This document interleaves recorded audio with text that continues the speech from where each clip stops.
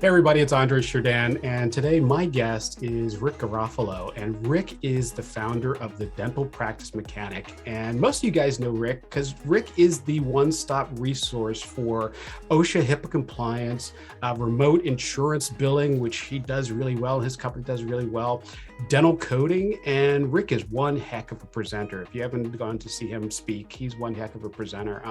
I met Rick back in 2009. Man, it seems like it's been forever, when the practice he managed made the switch from SoftDent to EagleSoft. And we did training that day. We had a great lunch together with the doctor, and we've been fast friends ever since then. So, Rick, good to see you. Good to see you. And it's terrible because you're only 45 minutes from me. And, I get to see you typically because I've kind of come into your office and trained your people a few times over the years. And usually it's around this time of winter, we usually get together. And because of COVID, we haven't really seen each other other than online. So I'm glad we got a chance to do this. Absolutely. Me too. Yeah. And you got my questions, my 6 questions for this interview series. And we're going to go through them pretty rapid fire. How's that sound? I'm ready. All righty. So I'm going to take you back a couple of years, back when our hair might have been a little less gray, right? Yeah. And think about a time when there was a fork in the road that you hit, and compare yourself to the person you were before you got to that fork, and tell us a little bit about the fork.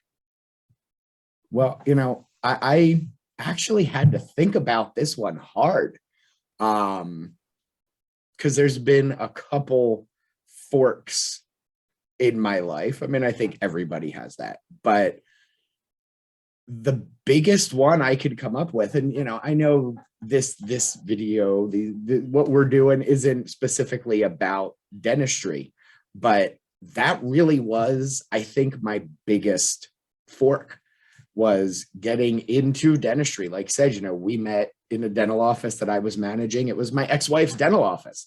I married into dentistry, and it really changed everything. It changed my entire future without question.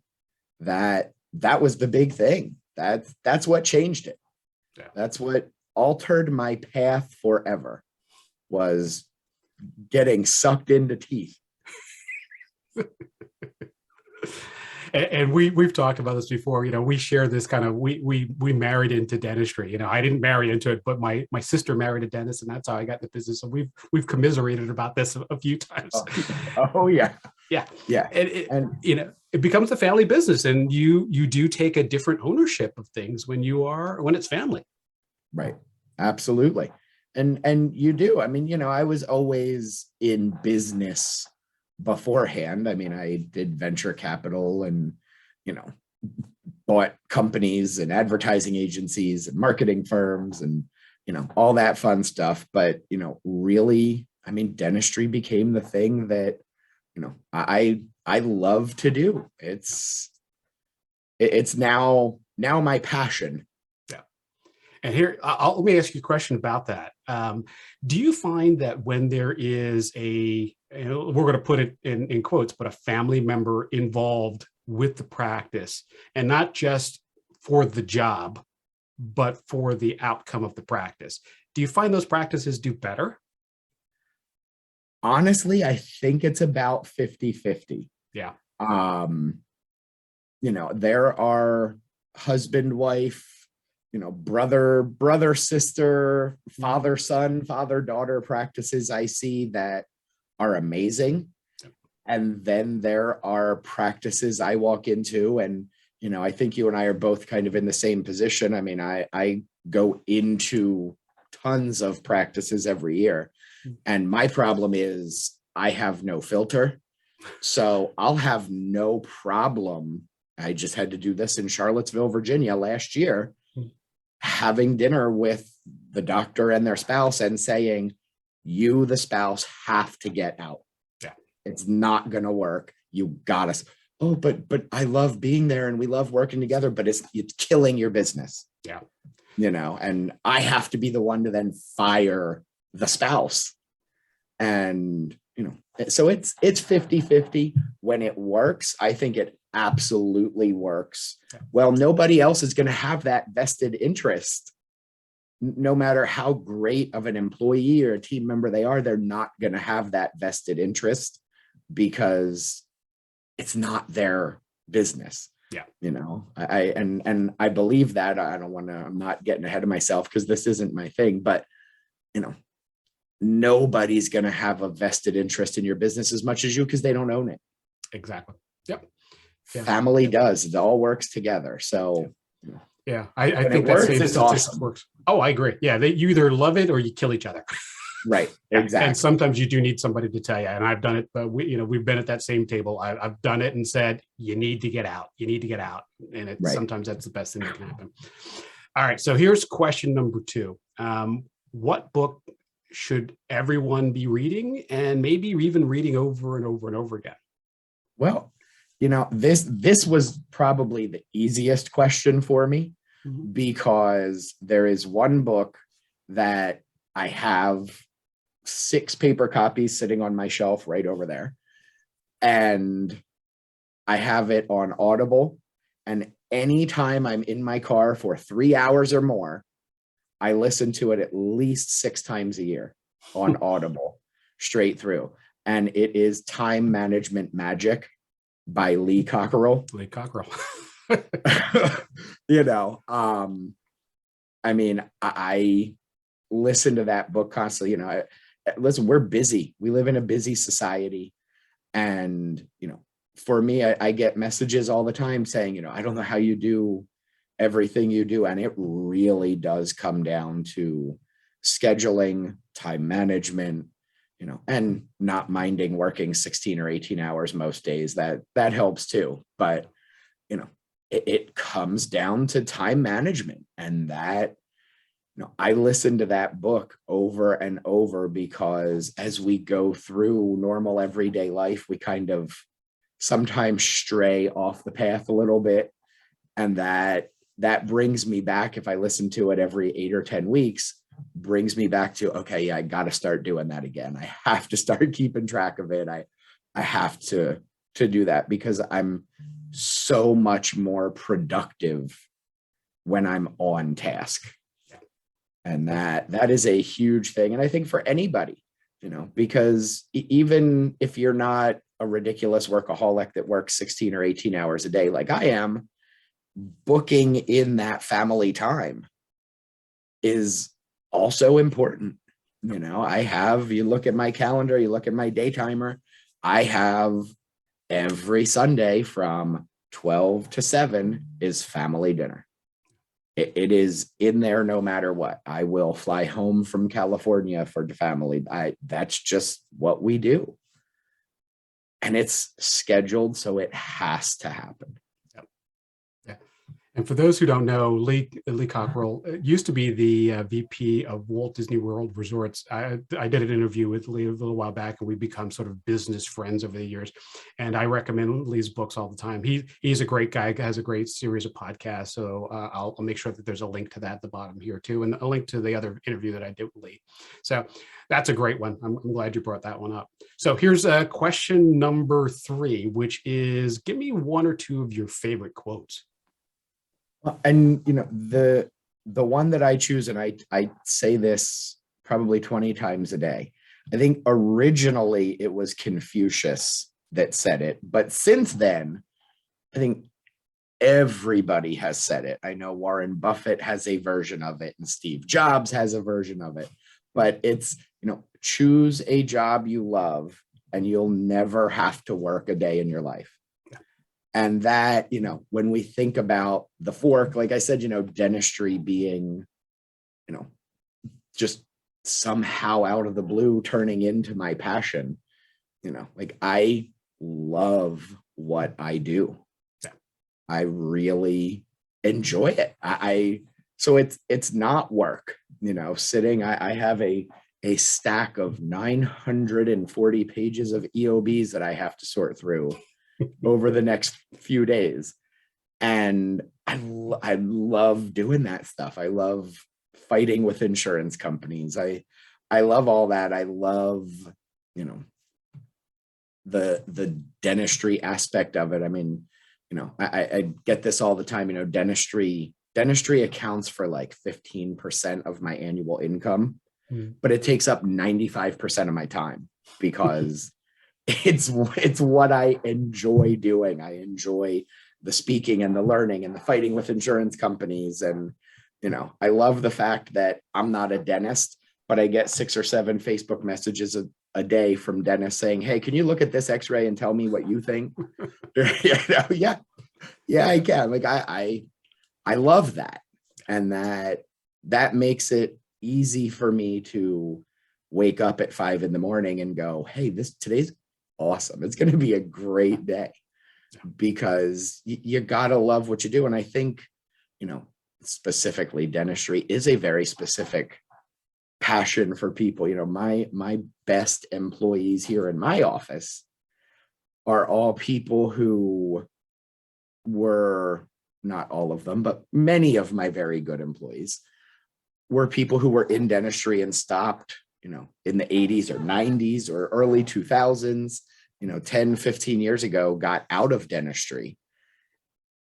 And then they just got pulled back, and they'll even say, like, "I missed it. I missed fighting with the insurance companies. I missed saying, 'Look at that x-ray. It's there. You can see it.'"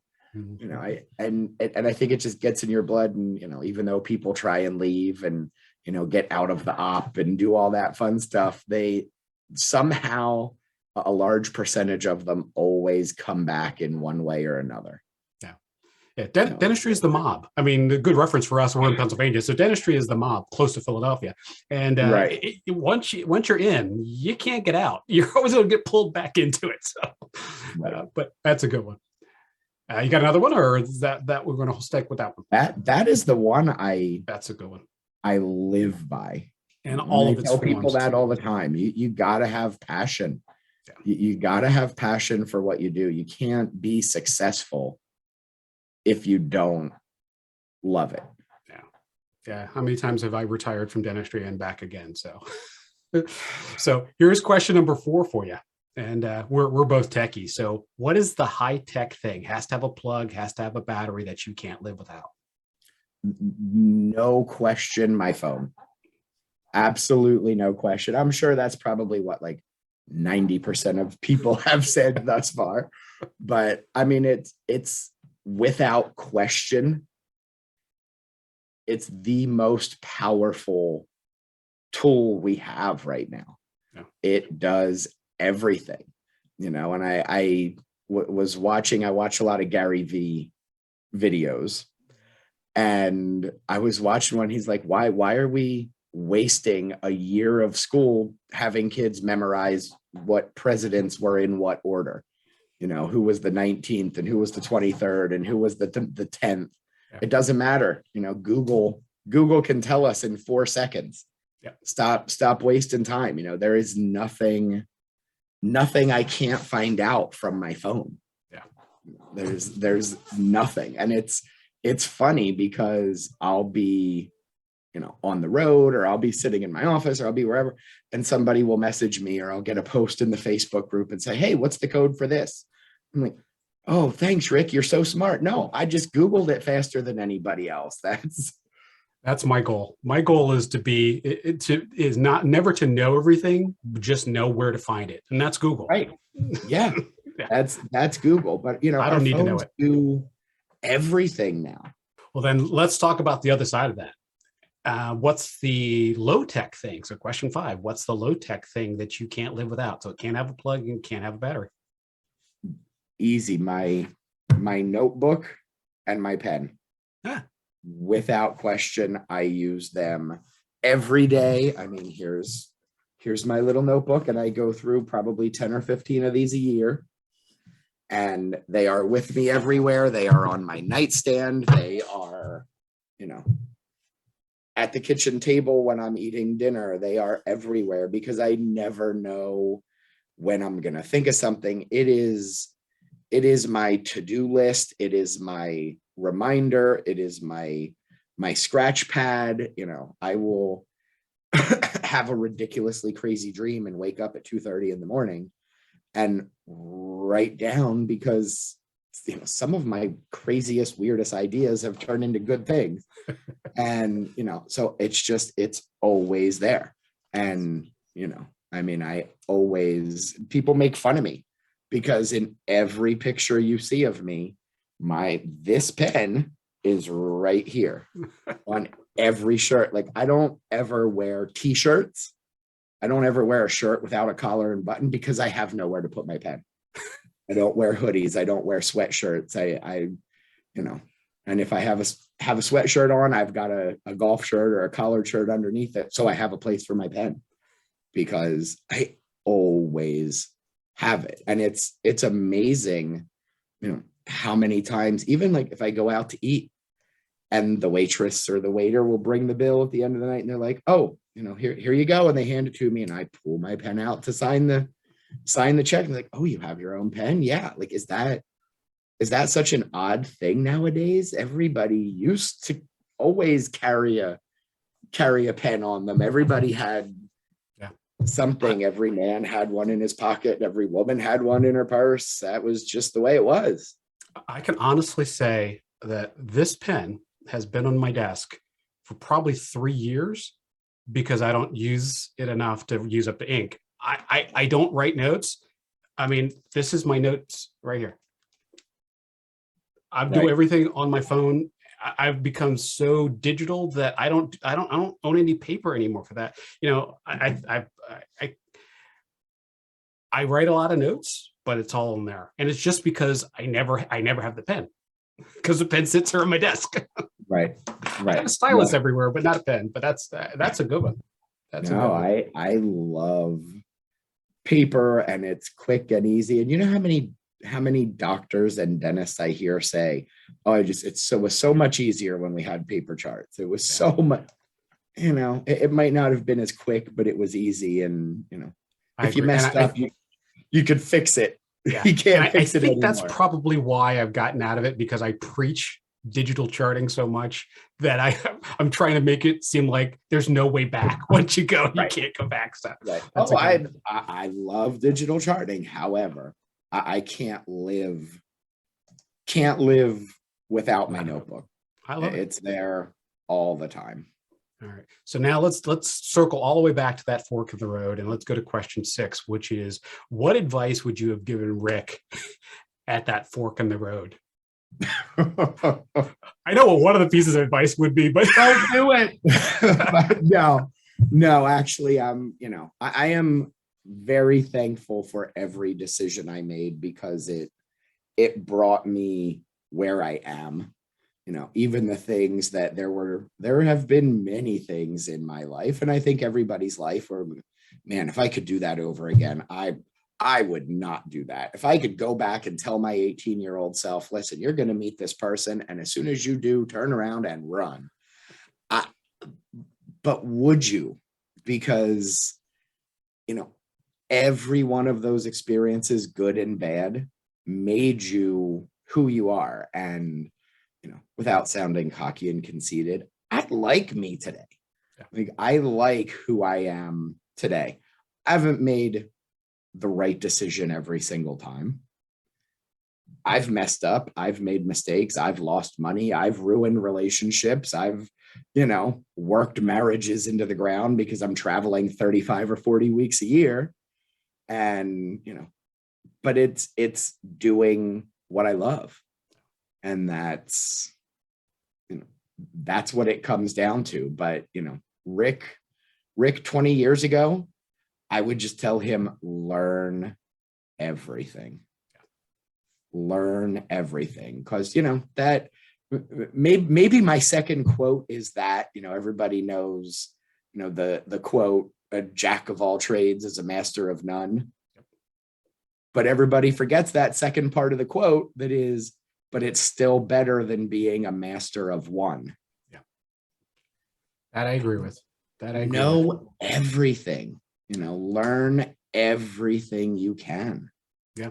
That's why we're always so fascinated with the people who win on Jeopardy, because they know everything about a little bit. Right. I mean, right. I want to just know my Shakespeare. That's my next phase in life. Yeah. Oh, So here's a question that I didn't give you ahead of time, and this is an easy one, which is Rick is who he is today because of hard work or luck? I think it's hard work because in my life, and I've heard this before, but it really is true. It always seemed like the harder I worked, the luckier I got. So, it's hard work. Is there a certain amount of luck to it? I don't think there is.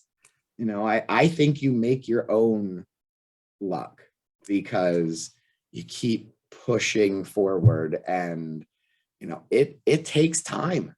Yeah. I mean, listen, I was at, just talking about this in September. I was at the ADOM National Conference speaking and was talking to Fred Joyle. And I'm like, you don't remember me, but I was at ADOM number 1. I was the only man in the room.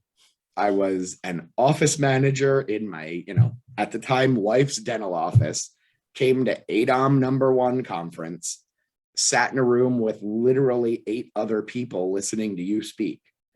And, it's amazing how things come full circle because, here I am, 3 speaking events over a 3-day event, booked out, full rooms, every single one. And it's all because I just kept pushing. People forget that, it's not luck.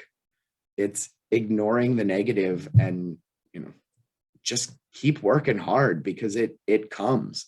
When you stop focusing on the end game and start focusing on this is what I have to do now, the end game gets so much closer, so much faster. Agreed.